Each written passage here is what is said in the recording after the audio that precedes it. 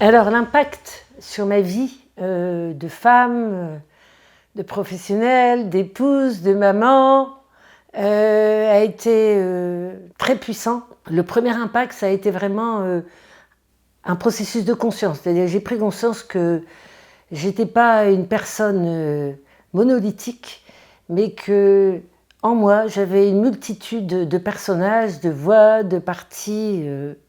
Donc ça répondait à ma question qui suis-je quelque part. Et cette multiplicité de parties de moi, de sous-personnalités qu'on appelle aussi de voix, en fait, la conscience m'a permis d'apprendre tout doucement à faire connaissance avec elles, d'apprendre à les réguler et surtout de commencer à choisir ma vie plutôt que la subir. Donc ça a été vraiment une découverte, cette multiplicité. Je ne pouvais pas m'imaginer qu'il y avait autant de monde en moi. D'accord, une famille intérieure.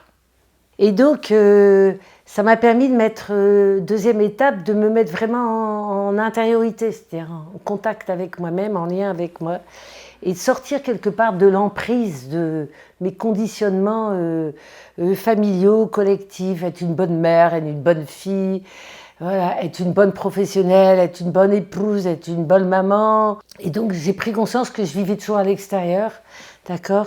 Et finalement j'étais dans une forme de masque, de persona pour m'adapter à la vie. Et ça m'a permis de me détacher de cette suradaptation. Et là j'ai commencé vraiment à être en contact avec moi à partir du moment où j'étais en contact de mon intériorité. Et j'ai commencé vraiment à être créative. Être en contact avec mes potentiels. Et je me suis en mouvement et plus rien n'était figé.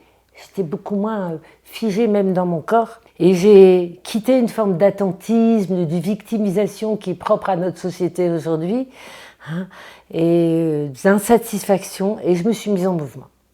Avec mon corps, avec mon cœur, avec ma tête. Et en même temps, ça m'a permis de quitter le savoir, de me mettre dans une posture de non-savoir et de laisser advenir quelque part ce qui a été à advenir progressivement dans ma vie, accueillir ce qui se passait. Et mon regard a commencé à changer sur moi, sur les autres, sur l'extérieur. Troisième étape, c'est l'estime de soi. C'est un outil fabuleux pour apprendre à s'estimer et estimer les autres aussi, surtout. Voilà. Et donc, c'est reconnaître ses atouts, mais reconnaître aussi ses limites, ses zones d'ombre. D'accord, ces zones qui ne sont pas encore cultivées. Et cette estime de soi, elle a pu s'inscrire parce que j'ai réussi à me séparer de mon juge, de mon critique, tant vis-à-vis de moi, vis-à-vis des autres, et de commencer vraiment à être aimante avec moi.